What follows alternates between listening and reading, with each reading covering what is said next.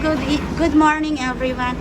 Mga guys, nandito po kami sa Pizza Hut. Eto po, bumibili ako ng Pizza Hut kasi binigyan ako ng regalo ng gift ko sa aking my love husband. Pinadala ako ng konting maliit na money, pambili ko daw ng kung anong gusto ko. So eto na lang, pumunta ako dito sa Pizza Hut. Bumili na lang ako ng pizza at saka Dunkin' Donut. Kasi ayaw nila ng cake ng mga daughters ko. Gusto nila ganito lang daw, Dunkin' Donuts na lang. Say hello, Nike. So nandito kami, nakapila kami. Marami silang customer guests. Ayan. Daming nag-iantay. Ayan. Marami silang mga customers ngayon. Eto, dito kami sa Pateros. Pizza Hut ng